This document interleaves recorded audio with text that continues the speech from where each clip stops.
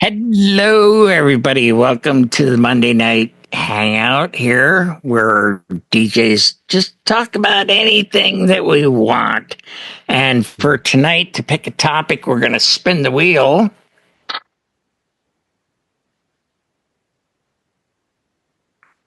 Oh, okay, Damon. Damon, it's up to you, sir. Oh man, well, I mean, we're going to talk about music and how music has Sure. changed over the years from the 50s and 60s rock, all Mm-hmm. the way till today with all the different subgenres of music. Um, Mm-hmm. Obviously I wasn't around in the 50s and 60s for the rock What? and roll era. Liar. Um, I mean, I do look good for my age, but yeah, that's still a little bit before my time. Um, but yeah, so I mean, we could talk about that and like I said, I wasn't around for the 50s and 60s rock, but the 70s, 80s Mm-hmm. rock was pretty cool. But I was more of a funk guy, which took a lot of elements Mm-hmm. from rock, especially the psychedelic funk. When you get into like Yes. George Clinton and Parliament funkadelic stuff that they were doing. I was just going to say that. It's my favorite funkadelic music is George Clinton. Oh my God, he was so awesome. Yeah. He So, really was. I mean, I never failed to have a full dance floor if I played one of his songs. He was wonderful. I remember Atomic Dog, right? Wasn't that him? that was him. That was his Yep, solo yep, career. But yep. his stuff he did in the 70s were like, when he came out, it was like very funky, very psychedelic. When you talking about the Yeah. Hmm. flashlight, knee deep. And then you go into more of his rock phase with Cosmic Slop and stuff like that. And it was just the guy. It was a genius, and the people he had around him were great music. I mean, phenomenal musicians. So Yes, he did have the best of the best. He really did. Yeah, I think it was because of his talent that yeah, he was able to leverage the label to give him the people he wanted. right, You know, exactly. I yeah. mean, his bass player Boosty Collins actually played bass for James Oh, Brown. So yeah. Oh, yeah. Boots, yeah. I Oh, yeah. mean, so you got one of the phenomenal bass players that played with James Brown, and then he left James to go with George, Yeah. so he All could be right. more free. Yeah. Yeah. Yeah. James Brown was pretty strict, He was very for strict. what yeah, from what I've read, I go, no, this is what I want, and yeah, Right. I get that. I get And that. and George was like, you know what? Let's be a little bit free and play how I you like, feel. yeah, yeah, and it was fun for the audience as well. I mean, I just love that group. I Yes. really do. Okay, my next guy up is gonna be Buddy.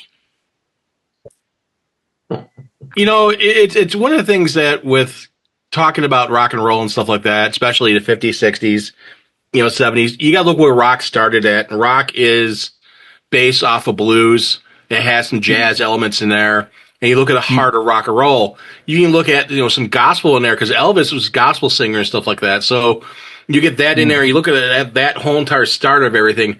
And I know we were talking a while ago about stuff, and I really feel myself that the golden age of rock and roll is the 50s and 60s because that's what started everything. Now, you extrapolate that to today, to 2025 or 2026 or 2029, whenever this video comes out. You have bands out there that are still doing rock and roll, but it's not the same rock and roll as that classic sound. You got bands out there like the Foo Fighters.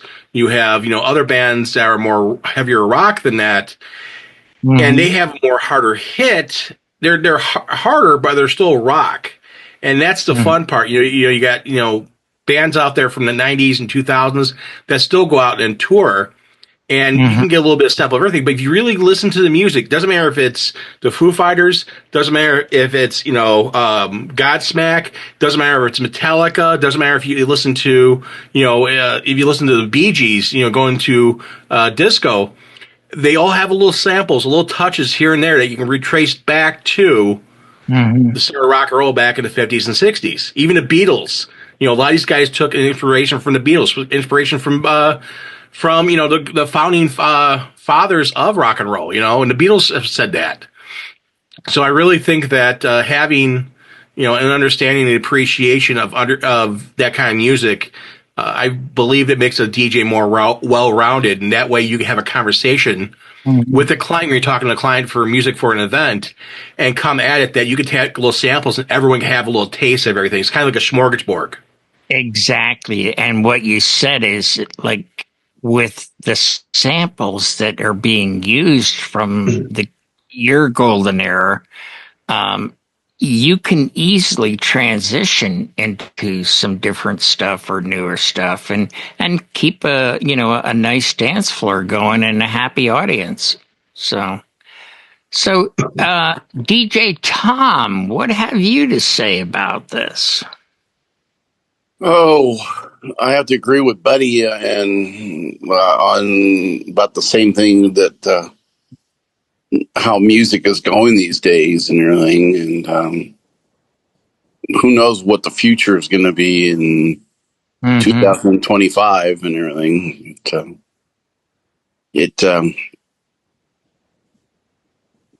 There'll be new artists out there, and there'll be hope that they'll experience the older music and learn to use it without all the ifs and buts of swearing and foul language. But who knows? So. All right. Well, thank you, Tom. Okay. Hey, next up, my favorite soprano, DJ Eric. Soprano. Here we go. Listen, everybody's brought up everybody's brought up great points, But when you start talking about Metallica, and to me that's heavy metal, not rock. But you know what? It is rock. If they did I don't know, they branched off and let's call this heavy metal, But none of these bands or artists that we brought up tonight, you've got to give credit to those who started it all. Elvis, Chuck Berry, Little Richard, Jerry Lee Lewis, Buddy Holly. Without them, rock never would have existed, Exactly. I mean, that's where rock and roll began. Now, through the years, they would add different sounds to their music. And yes, I mean, they were limited back in the 50s and 60s with sound quality. We all know that. And as the years progressed, they got better with equalization and more instruments and made it sound more full. So rock and roll will never die. Remember that song? It will never die. However, it will branch off, which it has. Like where it's went to, what did I just say? Not rock, but heavy metal, or you got this type of rock. I don't know. It's rock and roll to me. It's all rock and roll. I don't know whether they're going to branch it off to different sections like that, but I think, Eric, that the big thing also with it, if you look at rock and roll's influences, when it first started, it came out of the big band and from Frank Sinatra and that kind of like that 50s and 40s jazzy feel of things. And they got the rhythm and they brought that rhythm over to rock and added that blues element to it. And they started hitting off with it and with Elvis and everything. And I really feel that the bands today, and I really also really agree with Tom too, the bands today need to look back what we did in the past and embrace it and know their history. And I feel that a lot of songs should have less of the foul language. It should be a little bit more, hey, you know what? Let's go back to that kind of a good feeling that everyone can listen to it, not be laden with F-bombs and so forth and so on. Absolutely. Right before you broke in, I was just about to say that. So let's not forget where it all began. I'm being honest. Let's not forget where rock and roll began, and let's not leave that out. And a lot of these new artists are leaving that out and making it their own kind of. You guys agree a little bit on that? They're making like a new style of rock and roll that's probably not pleasurable to everybody, and That's just my opinion. That's it. But Alrighty, thank you so much, Eric. And we have, oh my gosh, this is too long to read. Is this Kevin? Is that you? that's Kevin. K Dog? Is Yeah, that you? dog. So Woof. that's right. Kevin, welcome. Welcome.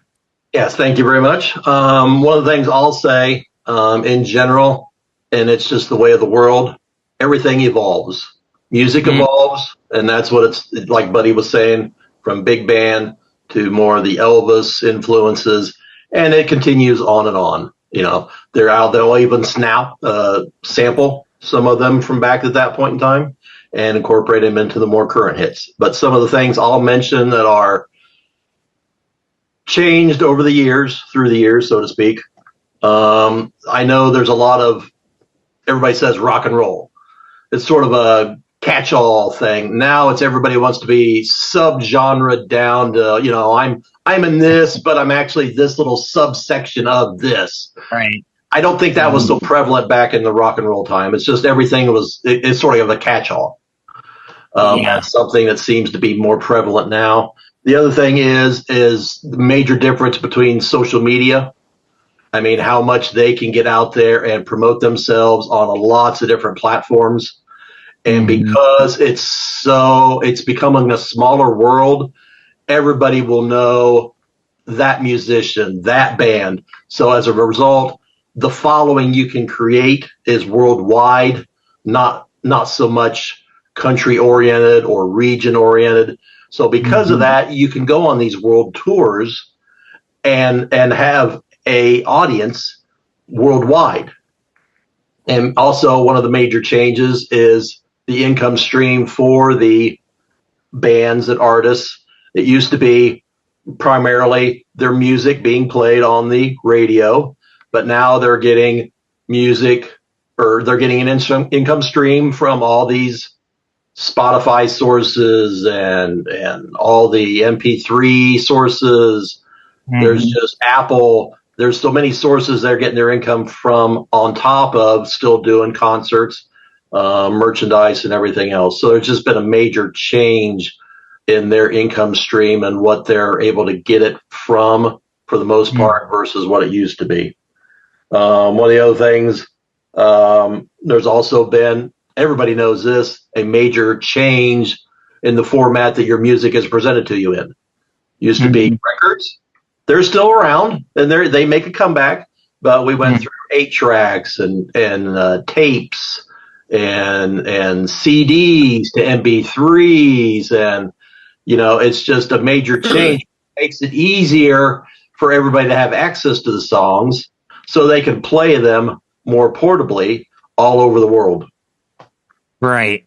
I mean, you even see that on airplanes now. I mean, you could just plug in and get Spotify, and you know, and if you have a Spotify, what is it, $12, $15 a month, and you can get anything, you know. What I fondly remember most in my golden age of rock and roll was the 70s and 80s, because you had straight on rock and roll, you had glam rock, you had bands that were you know, like Van Halen, but then you also had disco involved at the same time, and you also had what was called country rock, which is now part of a new term that they call what's a term I'm looking for? Anyway, it doesn't matter. But at that time, there was so many different genres of music that I came from the club world where I did lights and sound, and I'm not kidding. One night could be country night, and you'd see the girls dressed up with their cowboy hats and their boots on and stuff.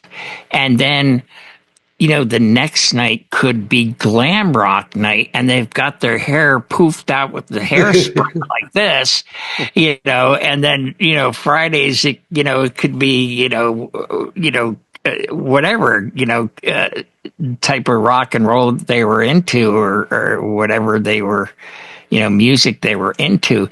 But to me, it was a very, very interesting time, because there was so much there, so much that's being drawn upon now. Um, you know, you just, I mean, so much out there right now that we all do this, and we've talked about it on many shows. About, oh, hey, I remember that lick from a 70s song or 60s song or whatever, a sample, that type of thing. And, it all, music is very, to me anyway, very numerical. I mean, there's only a certain number of combinations that you can have, open that safe that makes joy for people. And as it progresses, in my opinion, they have no choice but to go back and steal a few licks, and hey, put it in there, make some great music. Does anybody have anything else they'd like to add? Yeah, I would like to say that, I always feel that a lot of other genres, like you were saying before, borrow from everyone else. And I like to think that the next new music, whatever comes up, I hope that they also do the same thing and kind of emulate what's happened in the past, but come up with some new takes on things. Right. Yeah, I agree completely. I like it when they do old stuff because they're honoring some of the past musical legends and lyrics, and so that's very nice that they're willing to do that. Yeah, there was. I remember way back there was a producer, Jive Bunny, that would do different mashups of certain genres, and like they did a Beatles, mashup. So those things were perfect. If someone said, hey, yeah, can you play some Beatles? Sure. I could play a 10-15 minute Jive Bunny thing, he did an Elvis thing, and that was, that was fun. You got to make people happy and give them what they wanted. Also, by including some of those old samples, someone might find out, what? That's an old sample from who? Oh, let me check that person out. So they end up getting to learn and add to their history of music. So they get to increase their wealth of knowledge. Yeah, we're a unique bunch of people in that we're so interested in music that we'll actually be able to pick that out. Whereas the average Joe that's not in the business, they won't know. They're just like, wow, that's pretty cool. That sounds great. And we're like, okay. I mean, I never expose anybody. We're like, yeah, that's pretty awesome. I like that too. So, and, with that, if anybody else has anything to say, I will close. Did we mention our sponsor? No, we did not. Well, let's throw that in there and make them happy. I didn't know we were still doing that. Who are we supposed to? Event planner, right? DJ event, yeah. Event planner. DJ event planner. Thank you so much for sponsoring this show for so many years. And thank you to all the other sponsors, Electro Voice included, which I own exclusively. And with that, we're going to say goodnight. We'll see you tomorrow and next week as well. So thank you all for being here. I really appreciate you all.